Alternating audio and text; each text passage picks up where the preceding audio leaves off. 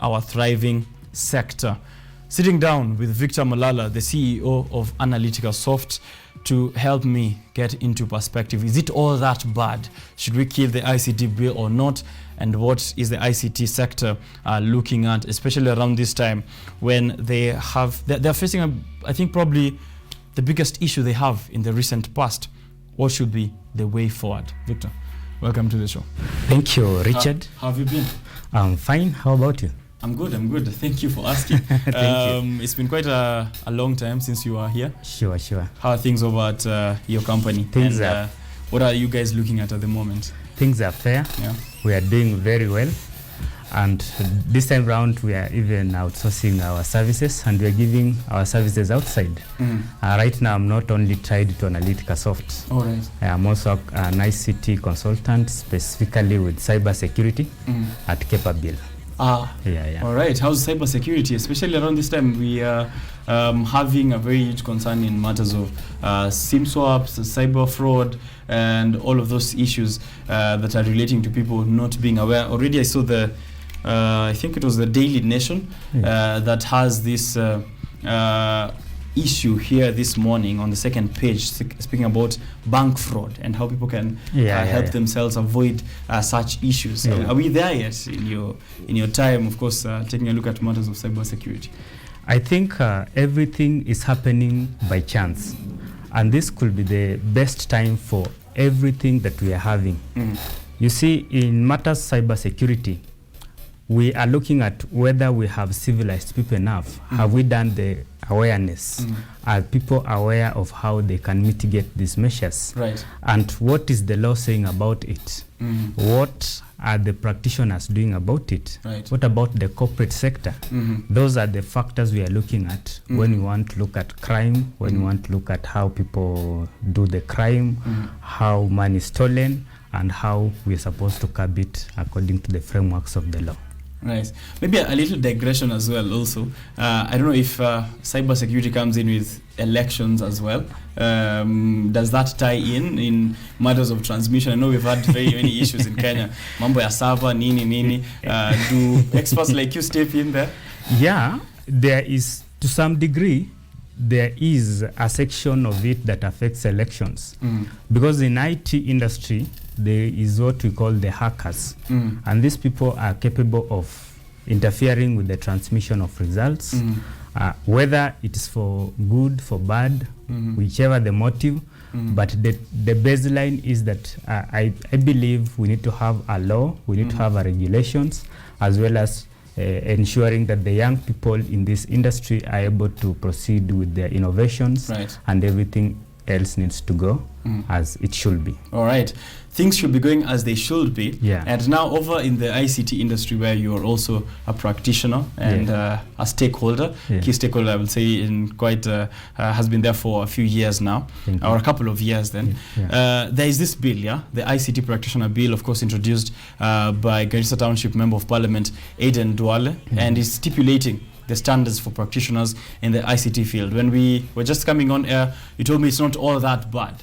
And I also see sentiments here saying that the bill is set to improve the quality of work for individuals working in this sector, a regulated landscape giving rise to ensuring that the training programs are up to date and benefiting practitioners in this field.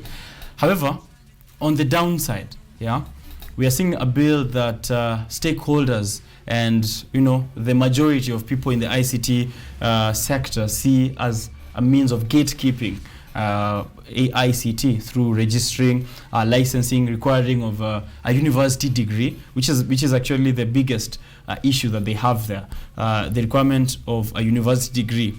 It has hit very many sectors in the country. Politically, we're also seeing members of I'm seeing also here people who want to become governors or get several seats in the next general elections, facing issues of the university degree. Maybe let's begin there. Should we have that there? Because maybe in my thought process, I was maybe a few amendments can be done, right? We scrap one thing there, we regulate one thing there, maybe we remove the license, maybe we remove the annual fee, but totally let's remove the university degree, because Microsoft Bill Gates, Steve Jobs, all of these big names, Mark Zuckerberg, the icons of ICT, we will say, they do not have a university degree, they do not have a license, they're not regulated in any way. How is regulation? Richard, your scope is so wide. Yes. Maybe we can break down this step by step, starting with one thing at a time. Right. And then looking at the ICT bill, the bone of contention is at the requirements and probably the fee. Right. That's mainly what youth and practitioners are complaining about.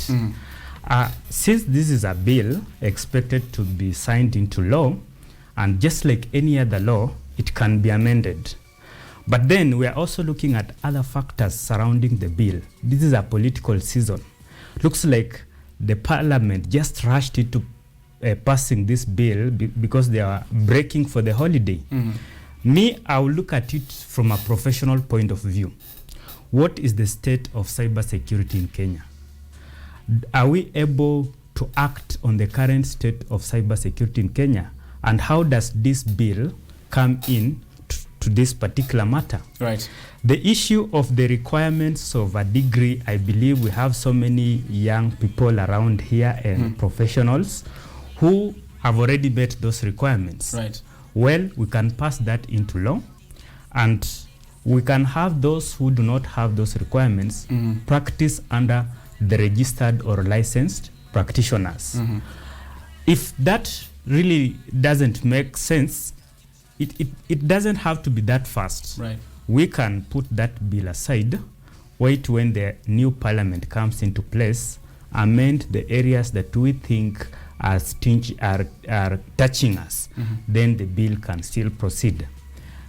Richard, I'm telling you for a fact that in Kenya, we have a serious problem facing cybercrime, and especially fraud. And these are issues touching directly to Data Protection Act.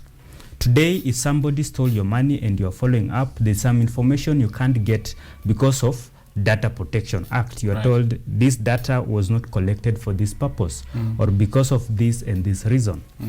But then we are also looking at who are these people committing this crime. You see, an amateur cannot commit a crime. We are looking at an expert being able to commit a crime. What is the code of ethics? What standards? What are the regulations that these experts are supposed to hold? What is the punishment that is supposed to be given to anyone who breaks the code of standards or the code of ethics?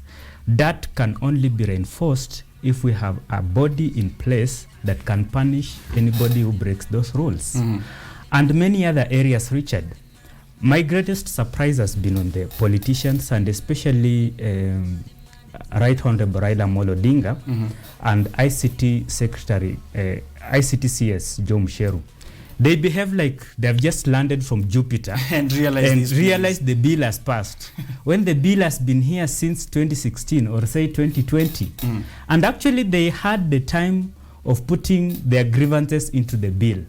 I'm sure with the magnitude and audience these two have, if they will have aired their concerns, I'm very much sure, Richard, the parliament will have considered.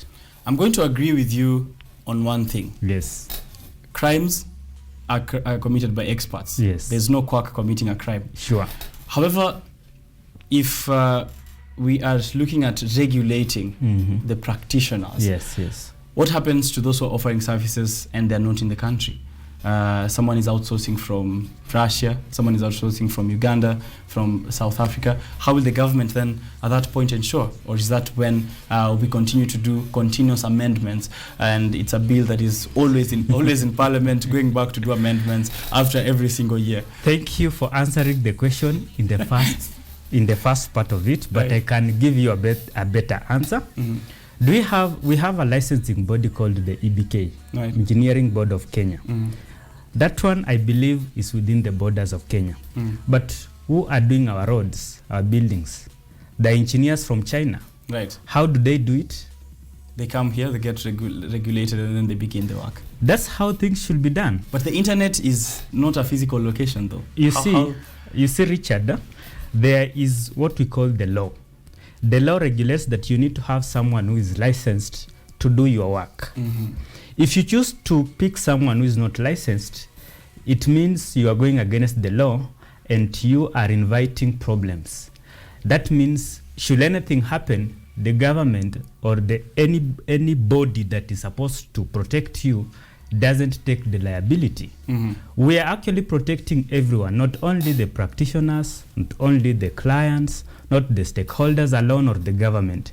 We want to take care of everybody. I must admit that the bill in itself isn't comprehensive enough to take care of so many issues, but we need to have a starting point. Right. I believe so. All right. Yeah. I'm seeing statements here from several members of parliament who supported this bill. And I think I'll mention mainly the ones that are of interest or the ones that have raised interest in me. Honorable Martin Owino, who supported the ICT practitioners bill, is agreeing and saying that Kenya is experiencing a mushrooming of ICT training centers that do not meet basic standards. So he wants the law passed because such centers must be held accountable in terms of what they train.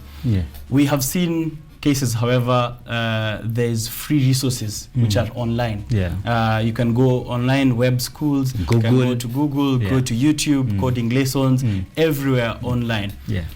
What happens to those ones? We have no problem with you learning. Of course, you can learn the skill, practice under someone. But Richard, the bone of contention is not who should practice and who should not. Because we are definitely going to amend the law. What we are looking at is what is happening in this industry. Today, Richard, I can assure you that we praise the black more than the white. While we are seated here, if someone hacked this media station and we are discussing the bill, but instead they are showing your audience Operation Entebbe, we may not know. But how will the public respond to that? Instead of telling them, you know, this is not good, they tell them, wow, you are the gurus of the industry. You are the people we want. You see, that's what we are regulating. And by the way, maybe you need to check, we could be talking about the bill when somebody has hacked us. Can you confirm with? Hopefully not. Hopefully. Have we been hacked? Hopefully not. Okay. But however, there are countries that have no regulations whatsoever. As I mentioned earlier, all the big tech platforms that we know. Zuckerberg has a university degree, Bill Gates has none, regulated by no one, pays no annual fees to anyone, and still has the best technology offered to the world. The Windows that I'm currently using, whoever started this, which is by the name of Bill Gates, has no university degree. Thank you. Those are founders of those organizations. Who told you Mark Zuckerberg is coding? Who told you Bill Gates is coding?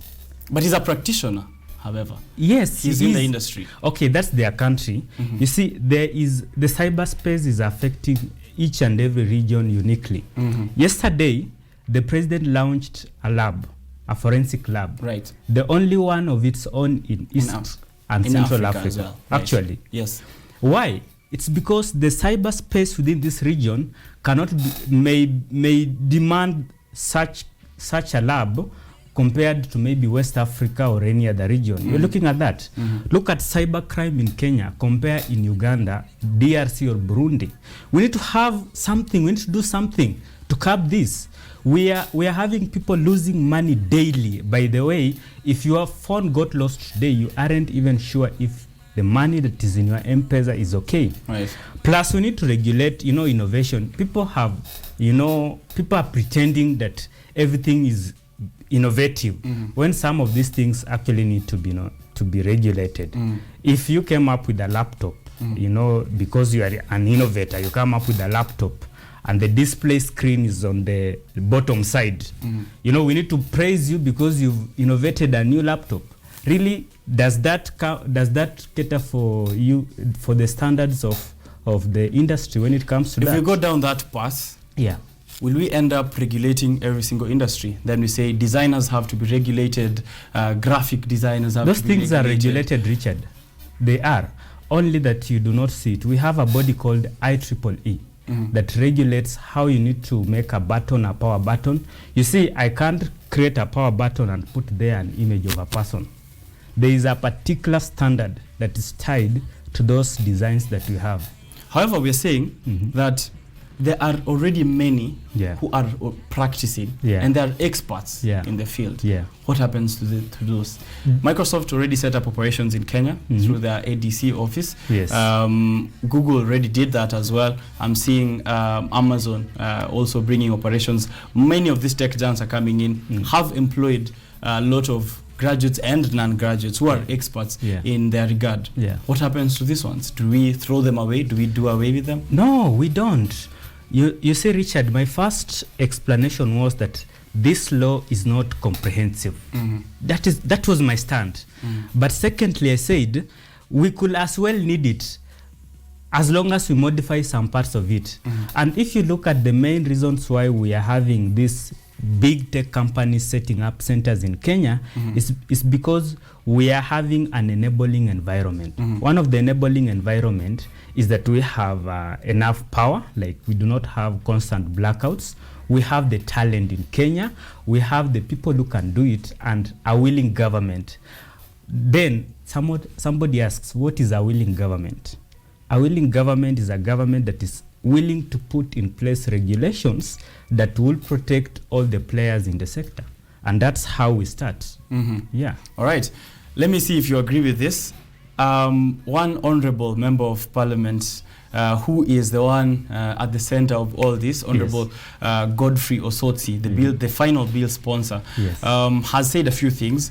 Most notable of those is that this bill will reduce the cost of ICT services in Kenya.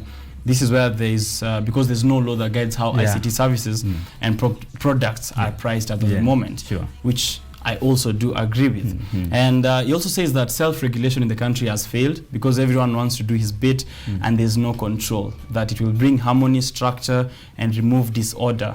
Has self-regulation failed?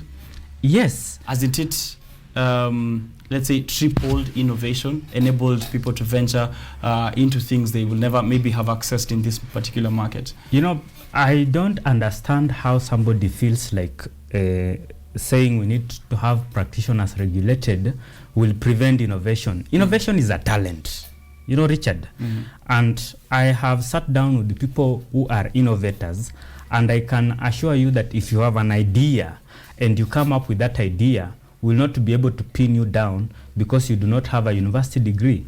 What we are saying is that we have some things that you need to have a license in order to do. I was training a board of a circle sometimes back, I think last week, and their main concern was that they were hacked. But when they were hacked, they had to procure a company to come and do an audit. And they realized that the company did the audit wasn't qualified enough. Actually, what they did wasn't what they expected. Then that narrows down to who did the audit. Is this person even qualified to do the audit? Are you looking at those? Right. So how do we know that so and so is qualified to do an audit if we do not have such kind of regulations? Right. In line with that, they're also saying that foreign ICT firms needs to be regulated because we are losing a lot of money, actually 21 billion Kenyan shillings every year.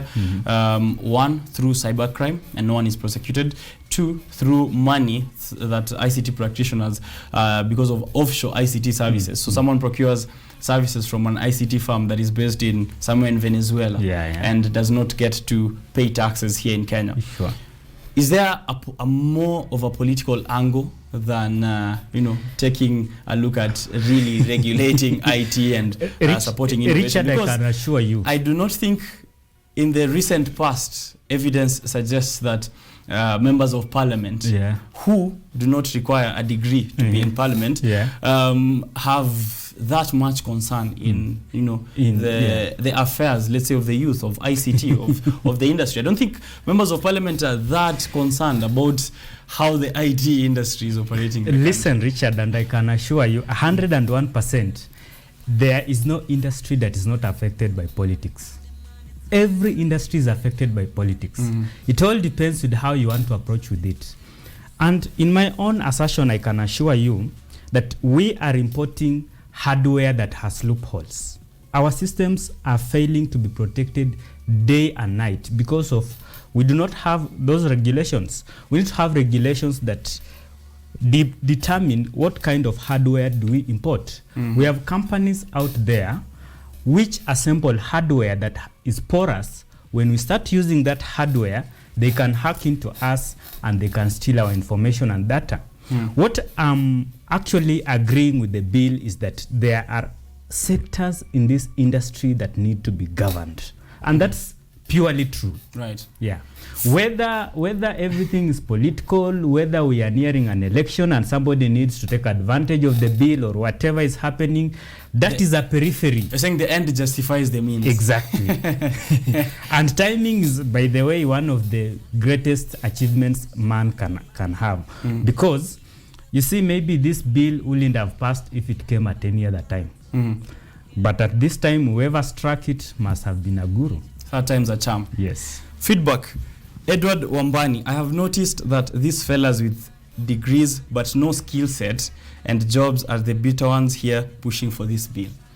And I went to campus, studied for 4 years, but came out with nothing but my degree. I had to learn coding and fresh after campus. The degree I have is useless in ICT. So the concern is that whatever is being taught in these recognized institutions, where the bill is saying that one must have a degree from a recognized institution in ICT. However, the students are saying that what they study in school is not relevant out there. They have to teach themselves all over again, regardless of whether or not they got that degree.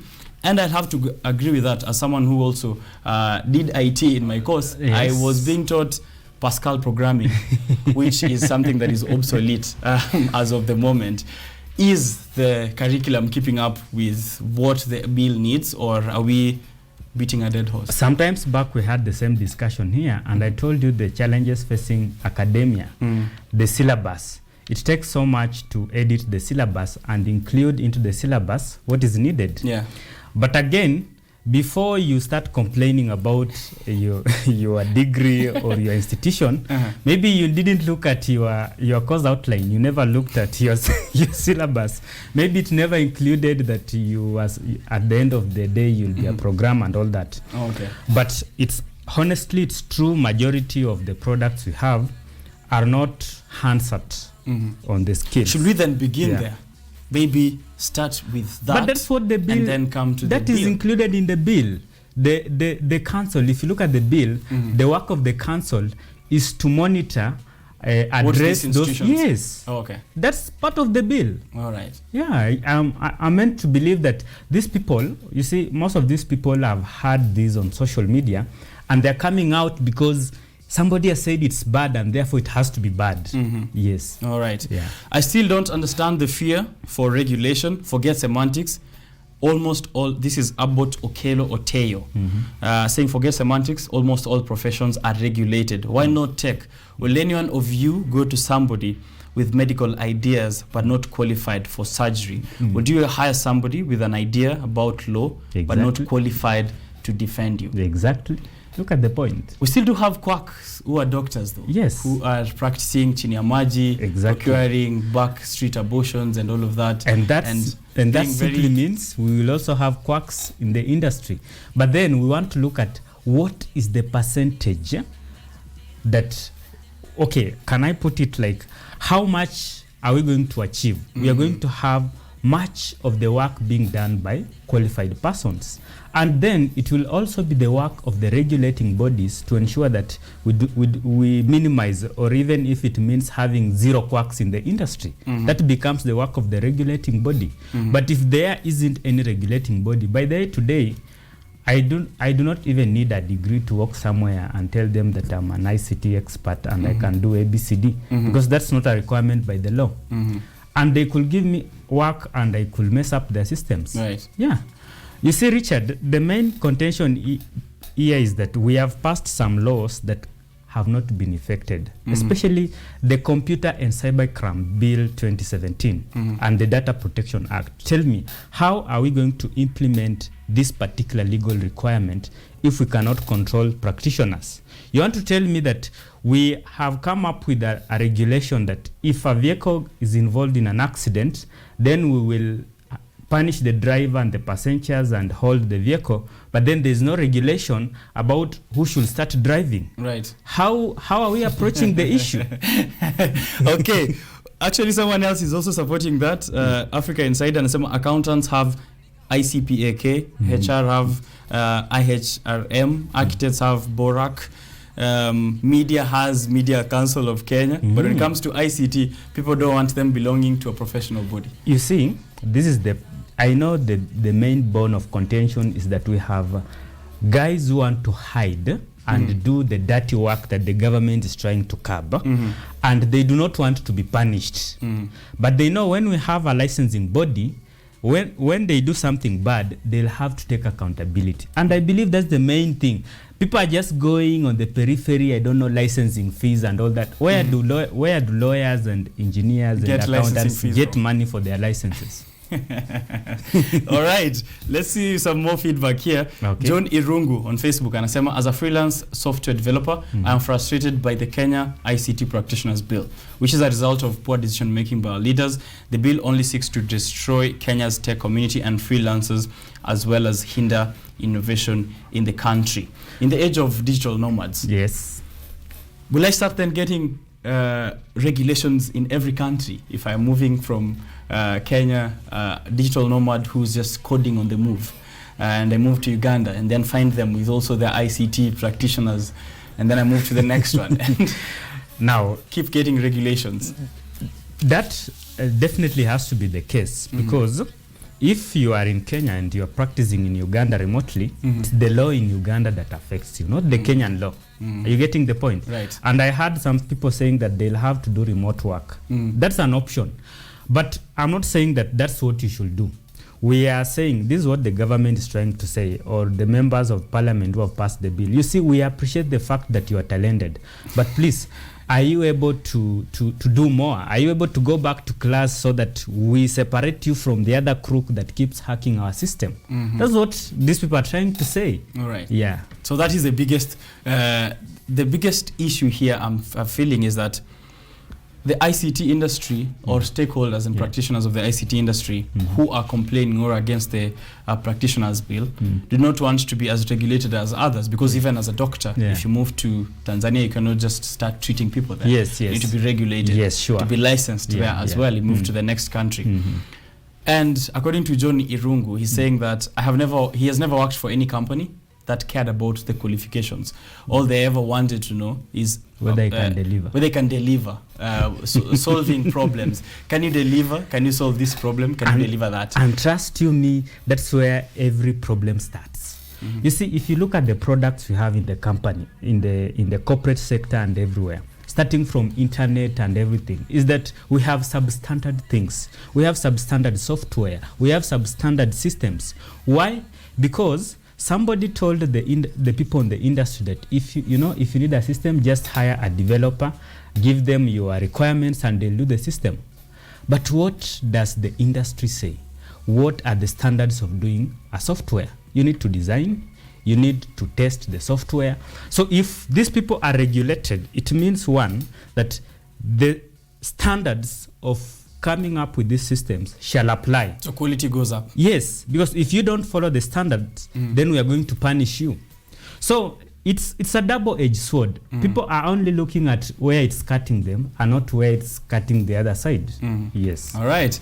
Okay, thank you very much, Victor Malala. Kenya and Africa by large still have a huge gap in IT talent, and this gap can only be made smaller by practicing IT professionals who are licensed. And I believe the government should also include in that bill how they're going to take care of these people who believe they have talent, but they don't have formal education. I believe that's not difficult. 12,000 signatures, a couple of letters being written to President Uhuru Kenyatta. What happens if, since you've said everything is political, it is a very timely process, around the political season, and President Uhuru Kenyatta could use it for political mileage. We've already seen Raila Amolo Odinga, Right Honorable, saying that this bill is vague, and he hopes that President Uhuru Kenyatta does not sign it into law. I know that President Uhuru does have his ear, and CS Musheru is also close to the president. Sure. if he strikes it off and takes it back to Parliament with some of his recommendations, or just strikes it off totally, have we lost it? As someone who has come out strongly to say that there are positives which we should be focusing on in this bill. We haven't lost it, and most likely Uhuru is likely to take the bill back to Parliament. We've closed the Parliament. That means we will have to wait for the 13th. For the next Parliament. But trust you me, when the next Parliament comes, whoever will be in charge of ICT and whoever will be the president, as hoping maybe or assuming it will be Right Honorable Raila Odinga, they'll keep quiet. They'll not talk about the bill anymore. That will simply mean that for them, in as much as they were addressing the issues affecting the people, it was used as a political tool to gain a mileage. Right. Getting the point? Right. And sometimes, I normally say, it's good to address a devil that is haunting you. If the deal, or rather the bill was to be passed, we will be having a real devil in the house, and we will be pushing for the amendments to include the acts that we want. But you see, if we take away the bill, it's like we have solved the problem and now we can relax. You're not afraid of brain drain? Well, brain drain happens everywhere. So the ICT sector is not special. Yes. Right. And in fact, I think the worst hit industries are engineering. Is one of the most hit industries with brain drain. Right. Yeah. So but I believe IT industry will have its own specific requirements under the law to cater for their own specific needs. Right. Yeah. In a country where IT supply is on a shortage, this bill, of course, should focus especially on amendments if it comes to law, on upskilling, reskilling, retrading the IT talents that are already out there, so that we don't lock them out totally. And thank you for shedding some light. I thought we were coming to, go all into this bill as people who are in the ICT sector. However, I have seen also the positives to this. I'd love to take more feedback from you guys, of course. Do send that on Facebook, Twitter, and also on Instagram at KUTV Kenya, the ICT bill of 2022, which is now facing, of course, all eyes on Uhuru Kenyatta as the bill seeks to establish an ICT Practitioners Institute for training, registration, licensing, practicing, and all of these things. And, that low barrier of entry into IT, at you a laptop and the internet connection might no longer be an option for you out there. All right. Asante sana, Victor. Nashukuru sana, Richard. Yeah. I hope that our viewers looking at us, you've heard from us. That has been our submission. And we believe with your input, we can push Kenya ahead, and specifically the ICT industries. I believe that we can move a step forward, we can include each other, we can converse, and we can have a conclusion that caters for each and everyone's opinion. Thank you for tuning in. Let's meet next time. All right. Thank you very much, Victor. Karen Blessing tuned in for Biashara Tuesday. Richard Okenya looking sharp. Let's get this bug. Asante, Karen. Avush Banadi Lord. Biashara Tuesday. Good morning. It's lit. It is. Give us your feedback on the ICT Practitioners Bill. Shelton Holy Wave. Good morning, guys. Watching from Kanairo Pipeline. Sir Kenneth Omondi, Pia. Asante sana, you're watching, saying looking sharp, and you are tuning in to the show, enjoying what Victor Malala is speaking on matters of ICT. Huyo anajua mambo yake kweli kweli. Thank you. All right. I appreciate. Thank you for tuning in. Please do make sure you're on for the next conversation we are having here on matters of agri-business. Avocado Suppliers Association of Kenya Chairperson Wanjiku Kabura will be here with me. So usiende mbali sana. Alafu Ogweno Stephen atakuja, co-founder of Legacy Leadership Africa, to talk about entrepreneurship in his latest book and course launch that is happening on the 24th of June. But I'm still taking your feedback on the ICT Practitioners Bill, a very controversial one that is now the trending discussion on Twitter. Kill ICT Bill, hashtag Kill ICT Bill is what I'm seeing here on Twitter. But maybe Malala, before you go, yes. So you're saying do not kill the ICT Bill? Do not kill. Do not kill. Hashtag do not kill the ICT bill. We'll be getting more. Don't go too far. Do not kill inside the hashtag kill. Yeah. All right. Yes. Don't go too far. Biashara Tuesday is coming back.